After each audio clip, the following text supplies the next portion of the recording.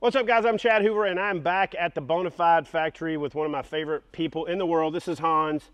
And, you know, in all the videos, when we do these new boat walkthroughs, you guys always get on to me because I'm jumping in and interrupting me. It's because I'm always excited about the boats. And I'm really excited about this one. But what I'm going to do this time, Hans, is we're going to break the boat down in thirds. I'm going to turn it over to you, and I'm actually not going to say anything until the end. And then what I'll do is I'll just ask some questions at the end. So this is the new XTR 130. This is our first look. We'll do a more in-depth look at ICAST next week down in Orlando, Florida. But let's break the boat down into thirds. Why don't you talk to us about the XTR 130, you know, bow, and what the idea was here, and then we'll break down the cockpit and then the stern. Absolutely. So the XTR 130 is really a first for Bonafide, and this is what we wanted to do, was bring all of the bigger boat features, the really fishable features that come from big boats. And we were really thinking about how could we do that in a Bonafide kayak. So that's kind of what this boat is all about, is having those big boat capable features in a smaller package. And you can see the big open deck that we have here. This is what I'm sort of calling the upper deck, because you can stand on the deck and you can fish. You can set up sonar up front. So if you want to do true sight fishing, if you want to use your forward facing sonar, you can mount it up front. The XTR is over 12.5 feet in length. It's 40.5 inches wide, and the capacity is going to be over 700. So you can bring whatever you want with this boat, pretty much. And that's what this is about. The other thing that's really cool about the XTR is that you're going to be able to add a seat and do tandem fishing as well. So Chad's sort of showing some of the capability of it. There's a forward hatch. You can have access to storage. This is one of the battery locations in the forward hatch. You can mount your sonar computer system. We're going to have an accessory computer plate up front here. And then coming back from this forward hatch, which is interior access, you're going to have the upper deck storage area. This is a big storage well. It is both accessed by we have a power link plate up front for your motor. Also in the well, you're going to be able to store batteries. Lots of planos in here if you want to. This is also scuppered. So you're able to sort of set this up, and you have quick access to tackle here. Talk about this at ICAST. We'll talk about that at ICAST. So lots of options with this upper deck. You can totally stand on this, use it as storage. Rod tip protectors for side rod storage. So this is sort of the forward part of the boat of the XTR.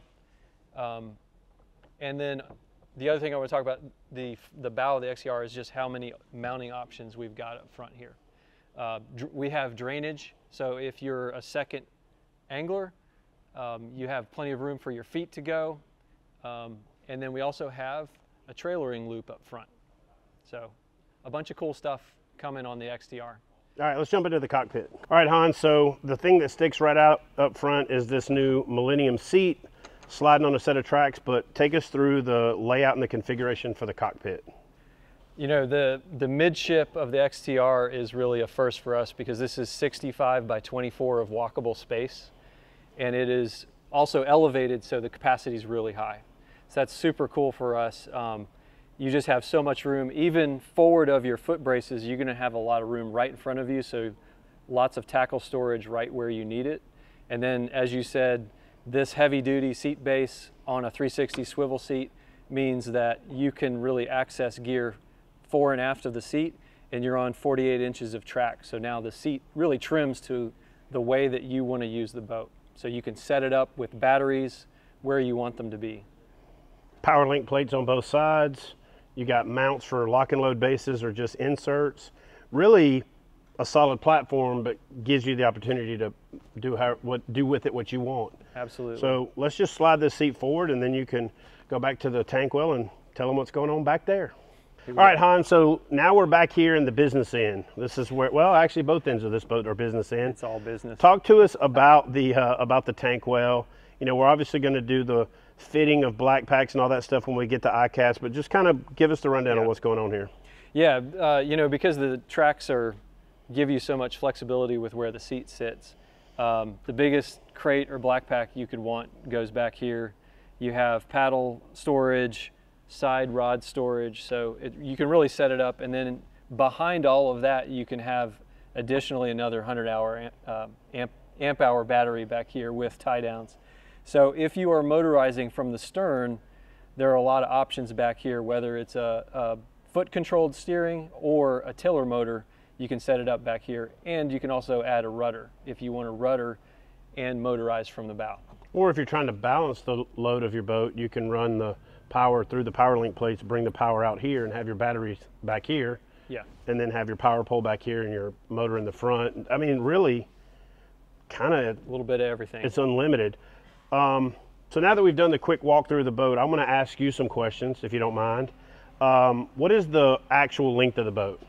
12.7. 12.7. Model number 130. Usually that means 13 feet, but this one's 12.7. But by the time you count the handles and all that, it's 13 feet. How wide is it? 40.5 inches wide. Okay, 40 and a half? 40 and a half. That is relatively narrow for as big as this boat is. Yeah. Next question is weight. What is the boat going to weigh? And in that weight, what's included? Because, you know, a lot of people in the kayak fishing game like to play the asterisks and stuff. So give us the rundown on what the boat's going to weigh. Yeah, so the boat itself is 150 pounds. The boat itself with outfitting? With outfitting is 150, and then with the seat is 165. So the seat frame and everything, the seat 15 pounds. System, 15 pounds. That's in addition to the 150. So you're, okay. You're at 165 all in on the stock boat. And then of course... But that's not bad for a massive watercraft like this. Well, especially for something that's going to carry over 700 pounds in capacity. Yeah, that's, and now, is that a guess? Is that something that we're still working on, or are we confident enough to say 700 pounds? Or should we throw a little asterisk on the screen? No, 700. So, and I'll explain more at ICAST when we get into the details. But yeah, I'm completely comfortable at 700. And that's conservative, like Bonafide always is. Yeah. Now, one quick thing that I'll point out that may not be, you know, immediately obvious is drainage. This boat is designed with all kinds of crazy geometry to where it looks like no matter where you took it, it's going to drain well. Yeah. You know, so I want to run back to the front real quick, because this really is the most exciting part of the boat for me, is that you have side scuppers that come from the top, which my brain's still having a hard time figuring out how that was even molded. But talk a little bit about that, if you don't mind. Yeah, I love these because these are actually like true scuppers, what a scupper was at one time. Not in kayaks, but in shipping. But what's really cool is that I had to do this so that I could have a walkable deck. So this allows me to have a lower point up here than I otherwise would, so that you can stand on the hatch and on the upper deck here. And this just allows you to have a place where if you take a wave, it just clears water. And that's the whole point there. And then if you want to add sonar up here, you have a place where you can add a sonar and your motor can still retract and come up over the monitor. So that's kind of what that space was meant to do. And one thing that you guys can't really see in the video is the quality and durability. They got these little G-pud latches on there, which are cool because they're one-hand operation, but this thing is stupid solid. Yeah. Got a lot of stuff that we'll talk about later built into it, but talk about the fact that you're legitimately not just having a hatch, but this is a standing platform. It is designed both structure underneath and the hatch itself. It's designed for standing because that's what we want to do. We want to be able to use it like, you know, like you would use a tiny bass boat, you know, and you know, this is something that we've talked about for a long time. It's been something that I've been working on as a concept for a long time, but I think the timing was right for us to do it now. And, you know, with the evolution of motors and batteries and how we're able to make things that are kind of blurring the lines of like how these watercraft are used, now we can do this. You know, we have the ability to store batteries and have all our gear with us and fish on smaller kayaks, or big kayaks, smaller watercraft the way we want to. And you know, it's solving a lot of the like figuring out how to rig stuff, because dang near everything is accounted for. Your batteries go here, your wiring goes here, your mounts go here, your pass-throughs are here. And I don't want to go too in depth because you've answered most of my questions, but man, one of the things that I'm excited about, even as a bass fisherman, is this isn't going to be a great sight casting machine, but that's going to make it a great inshore flats, you know, where I cut my teeth on kayak fishing, potentially even pull the seat off and throw a cooler back there. And now you've got a no doubt poling platform for saltwater fishing, poling platform for, you know, fishing, sight casting shallow water for bass. And it's even small enough that I can see even getting it in some rivers, you know what I mean? Especially if you're not going to be doing a lot of dragging. Yep. Well, guys, look, we got a full walkthrough. We got an exciting week next week at iCast. The main reason we're here is this guy's about to take us to the water, and we're going to go put this thing through the paces. Gene, the Fluke Master Jensen, standing back there just off camera. We're going to get both of us in the boat, get different opinions about it, get different, get a feel for the boat. So when we're at iCast and we're talking to people about this boat, we have a comprehensive understanding of it, not only just its features, but also its performance. So appreciate you guys watching the video. Leave any comments you have in the comment section below, and we'll do the best we can to get Hans to jump in and answer those questions. And we can use those questions when we shoot the follow-up video to answer even more of your questions. So light up that comment section. What are your questions about the new XTR 130 from Bonafide? All right, guys, listen, forever I have said tandem boats are divorce boats, but this boat is a great boat to bring your best friend. In fact, this is one of those boats where if you're one of those people that can't do anything without your mom, you can bring your mom. In fact, you can bring your best friend's mom.